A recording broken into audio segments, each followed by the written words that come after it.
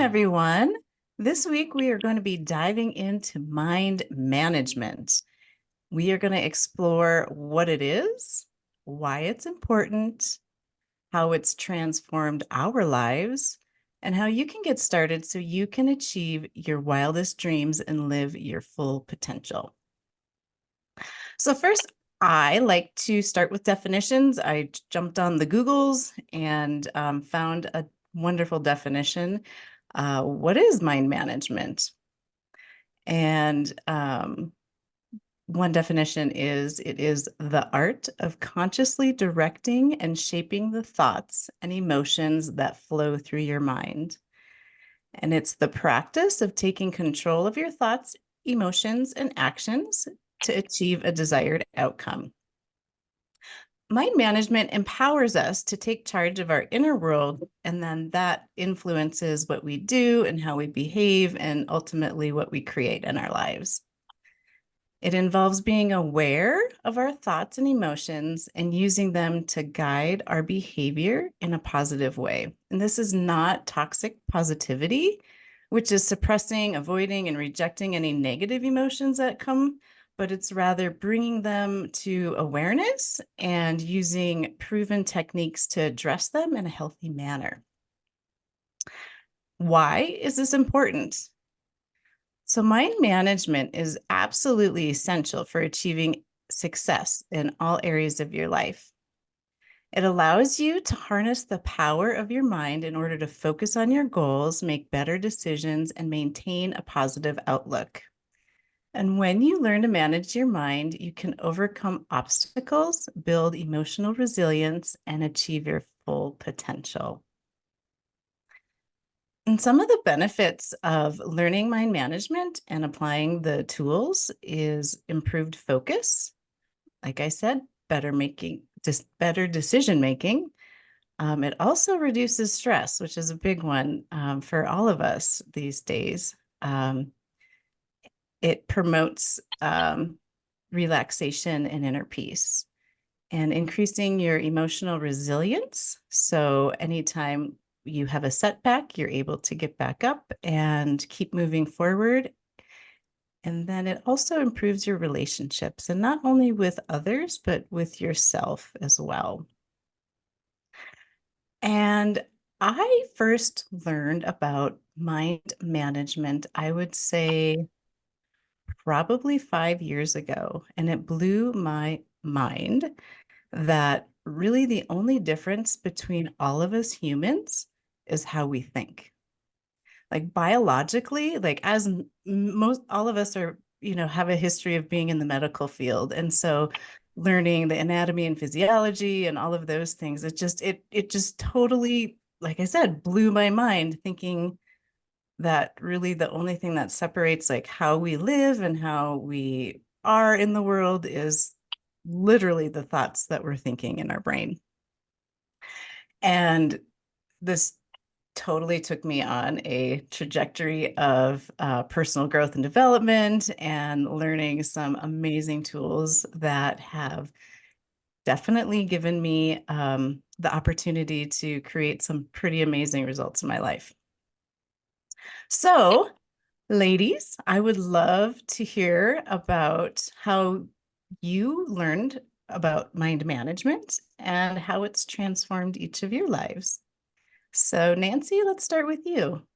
Well, let's see. When did I first learn about it? Probably, I would say 2011. Just the idea that I could think on purpose kind of freaked me out because I was such a cork bobbing on the water, like in default mode. So thinking on purpose was really a huge concept for me. And I think I was living from my primitive brain, which is my amygdala. It's like being very reactive and learning to switch over to that prefrontal cortex to be able to plan and overcome really, really helped me out a lot. So thinking on purpose was a concept for me that was just crazy. And how has it changed your life being able to think on purpose? Well, I think about what I want in my life. which was, another concept that was pretty foreign to me. I remember somebody said to me one time, "What do you want?" And I was like, I looked at them like, I think they had three heads. Like, what do you mean, what do I want? What do I want? So that was like a whole nother concept for me to embrace. So really, being quiet and really thinking about what I want to create and knowing that my thoughts can create, my feelings, which create my actions and gives me my results. Yeah. Thank you. And Gabby, how about for you? For me, I think I started really working on managing my mind probably at the beginning of the pandemic.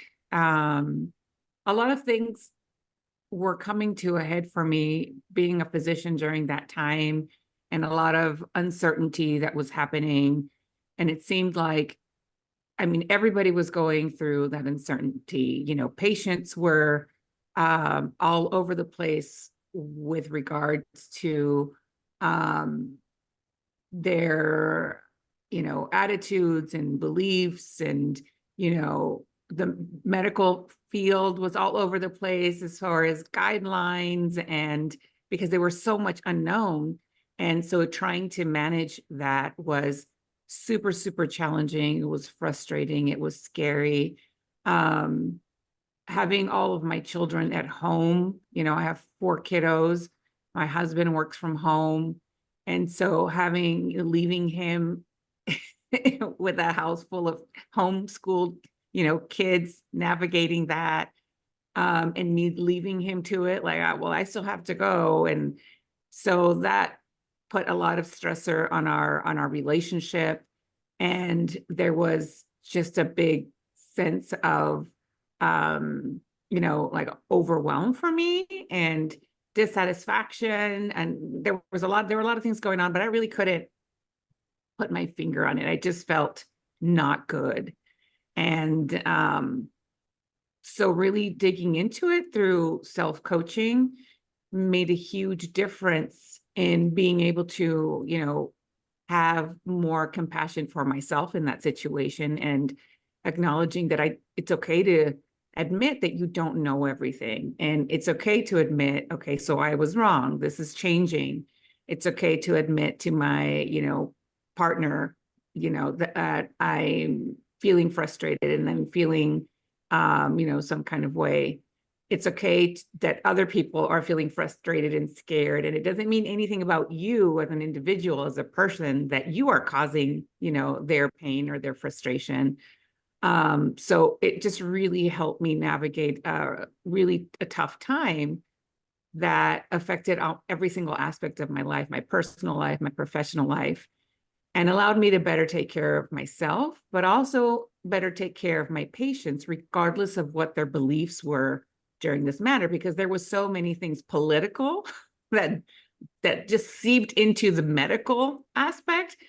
And people can get really ugly and when they're scared, and just being compassionate for people in their moment of vulnerability, not taking everything personal, just made my day-to-day quality of life so much better, and being less judgmental towards myself and towards others helped me navigate it and come out of it, in a much better way.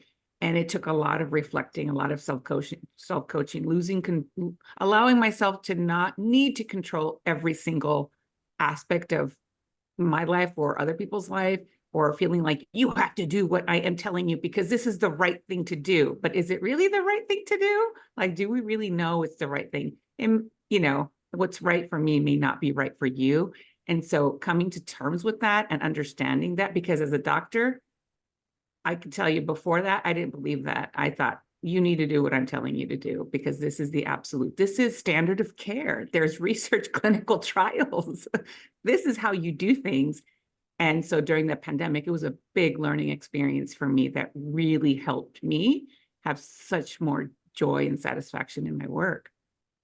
That's so beautiful. And I think, thank you for sharing. The pandemic has brought a shift to every single one of our lives. And what I hear from you, Gabby, is a big shift in awareness and being able to be compassionate with other people that have different opinions. And like you said, the political scene came into the healthcare field and really brought an opportunity, and very challenging for all of us to separate what we think is right and wrong and what people should or should not do, and being able to let go of that and just realize that people can choose their own path, their own way.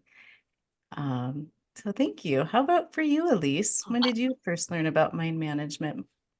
So mind management has been part of my my health journey since I was a little girl. So I'm a severe asthmatic, and when I was a little girl, we didn't have all the medicines that we have today. And my mom, when I would get into a bad asthma cycle, my mom would sit with me, and she taught me how to do my multiplication tables to the rhythm of my breathing. So if you think about it, 2 times 2 is 4, 2 times 3, whatever. The lower numbers were easy, so you could do those when you were breathing fast. But when I was a little girl, as you got up into the 6s and the 7s and the 8s, those became harder for me, and I had to slow myself down. And the act of focusing on multiplying versus my breathing would help me slow down. Wow. So that has served me well my whole life. And that, to me, that is mind management. It certainly didn't get me out of all of my asthma, but it certainly calmed me down out of the panic of it.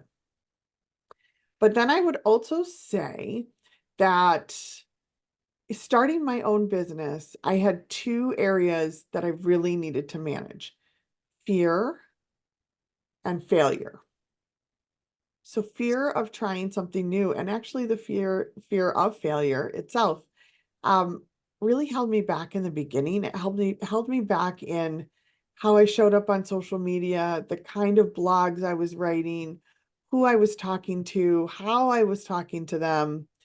And as I worked on my mind, and did thought downloads and really had coaching on why am I showing up this way and how do I want to show up this way, or how do I want to show up, um, that really started to change. And if you had asked me in my corporate days, what could happen when you fail? My response to you would be, I don't fail, and I won't fail, and I will get this right. So the idea of failing when you're starting your business was really terrifying to me. But the first time I failed, and as you all know, as entrepreneurs, we're going to fail a lot. We're going to try things, they're not going to work. We're not going to have the results we want.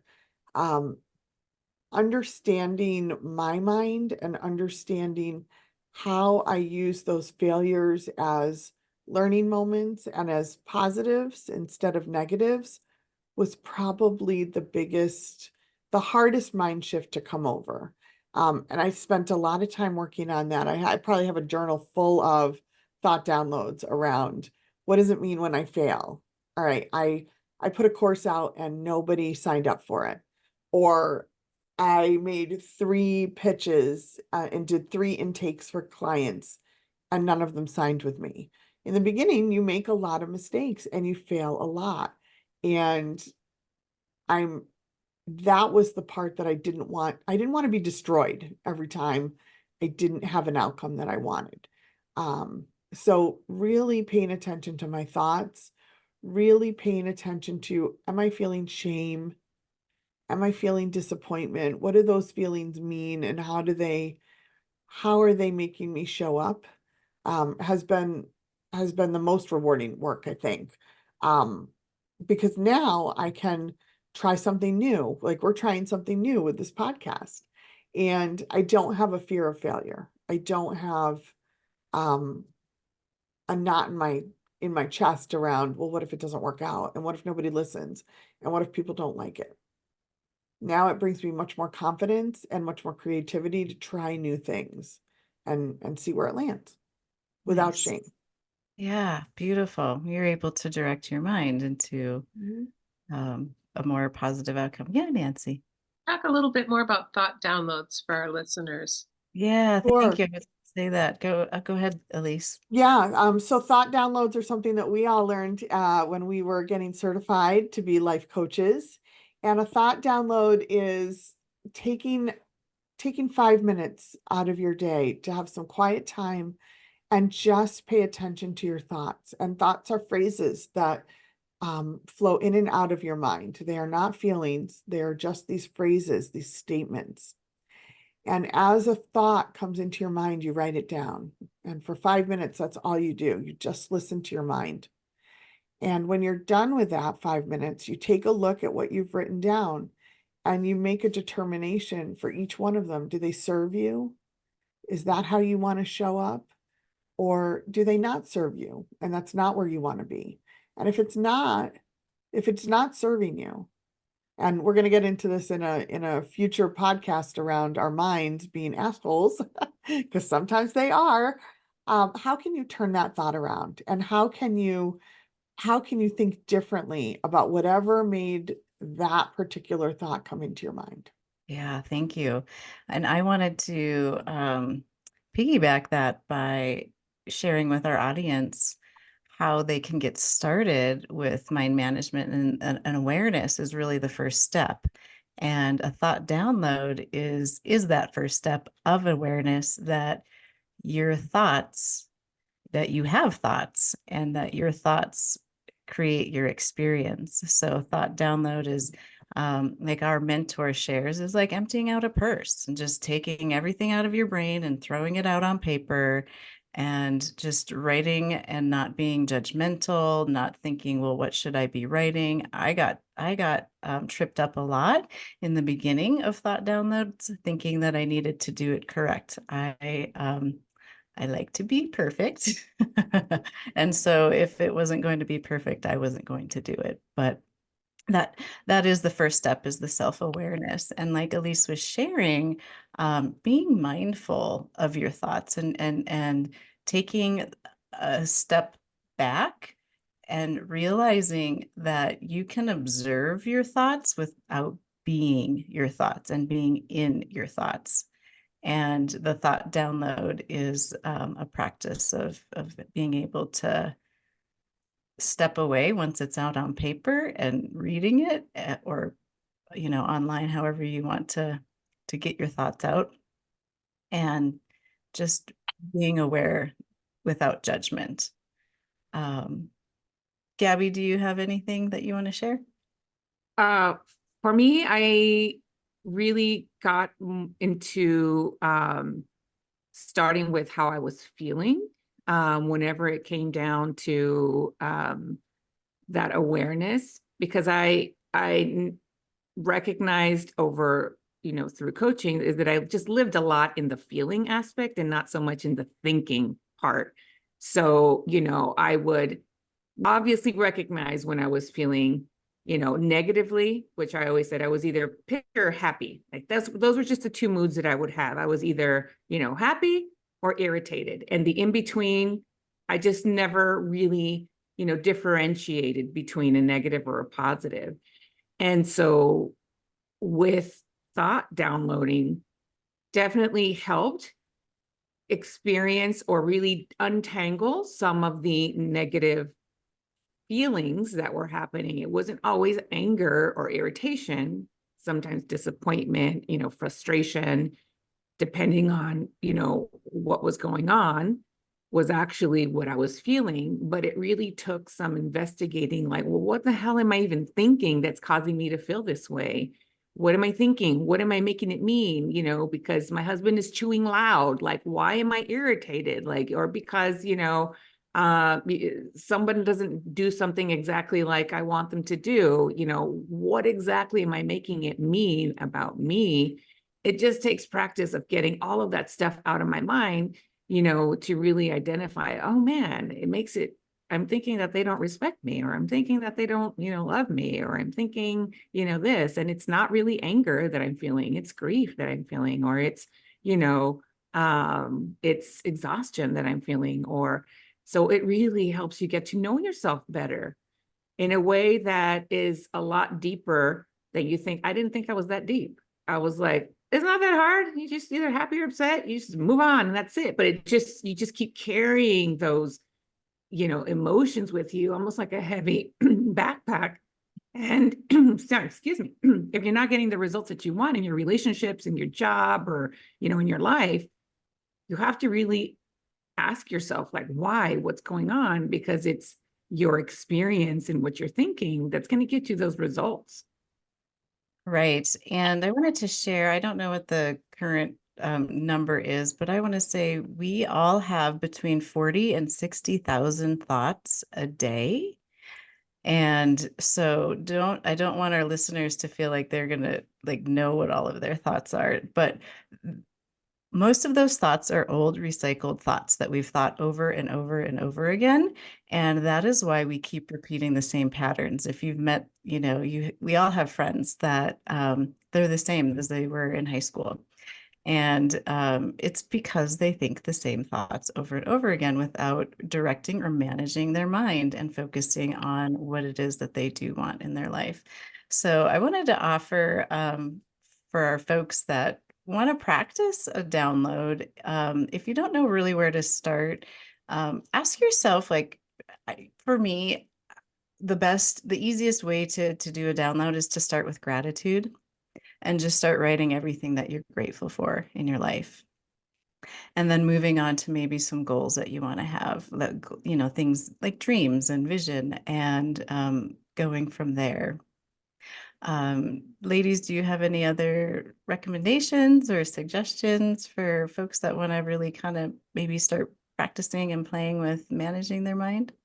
I know for me, like when I first started doing thought downloads, I'd sit there with the pen and paper and be like, I don't even know what to write.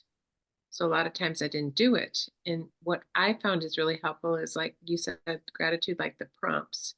You have a prompt, like, what do I think about my, relationship with my mother? Or what do I think about my goals? Or what do I think about my work environment? But a prompt definitely helped me to like really zero in on those thoughts. So for me, prompts were huge. Yeah, Yeah, I agree with you, Nancy. I used to be the same thing. I'm like, my mind is just, there's nothing there. Like it's blank, unless I had a task or something I needed to do or some, I felt like it was just blank. Like, this is bullshit. Like, what am I supposed to, do here? But having those prompts, and that's what I really loved with, actually getting coached, was that you learn how to, you know, prompt yourself so that you can get to know yourself better and what's actually going on. Because yeah, you've got 60,000 thoughts floating around in your brain. Your brain's not empty ever. Your brain's never empty. Never empty. There's stuff in there. You just have to, if it's like a messy purse or like a messy closet, you just have to clean it up. And so that's where that thought downloading is going to come in, I to think help you clean out your brain and get all those old thoughts and old outfits that don't fit anymore, get them out, and clean it up so that you have a more organized way of thinking that can, serve you when you need it, kind of like when you're in a rush trying to get dressed and you want to pull out an outfit that fits and go, you pull out stuff that doesn't fit. It's going to be harder to get ready in the morning. Versus, same thing with your brain. When you're stressed or dealing with a challenging situation, if your mind is all over the place, it's going to be easy to go from 0 to 100 in a state of anxiety or a state of anger, or, and instead of being able to really work through what's going on for you in that moment. Thank you. Love that analogy of the closet. Clean out the Right. closet so you can get ready faster.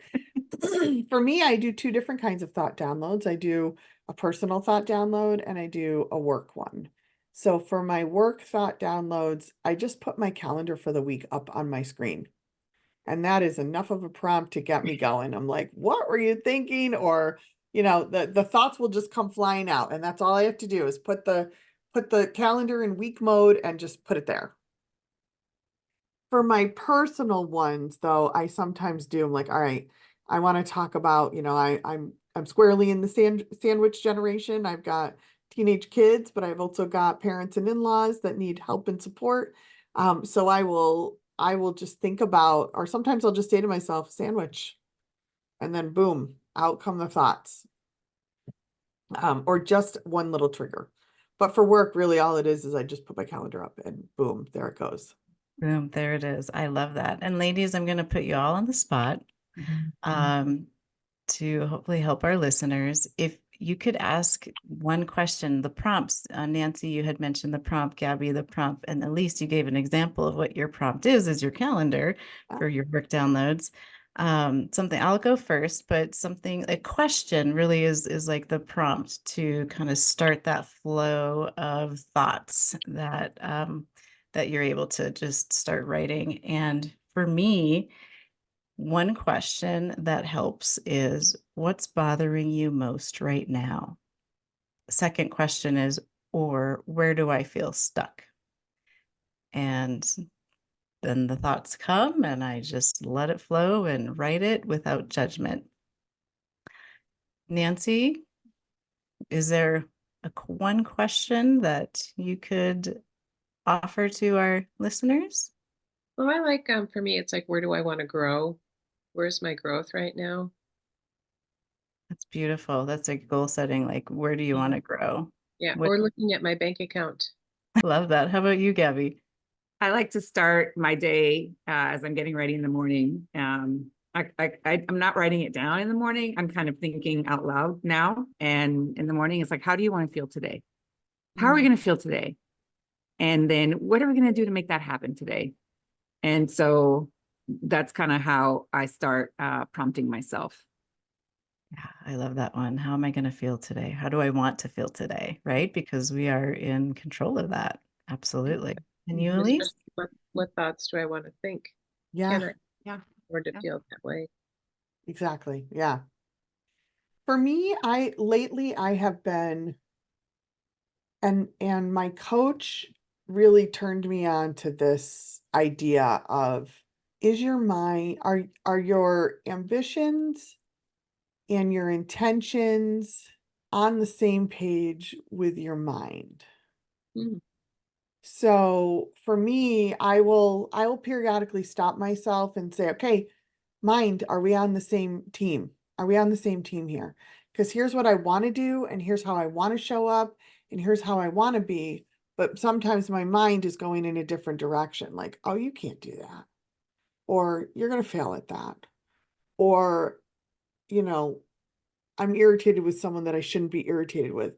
And if I could stop and say, are we on the same page? Are we on the same team? That's a way for me to start having that thought download that will allow me to understand why and turn it around.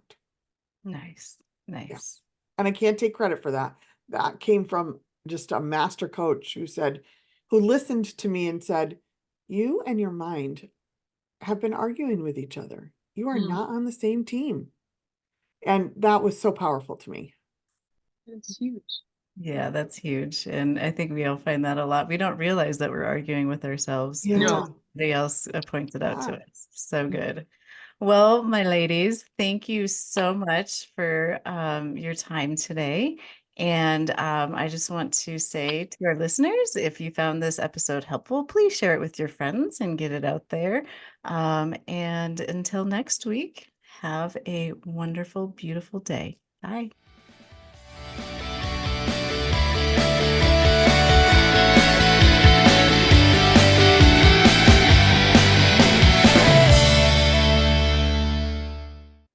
Hey, one more thing before we leave. This podcast is for informational and entertainment purposes only. We are certified professional coaches, but this broadcast is not a substitute for medical or psychological advice. Okay, thanks for listening. See you next week.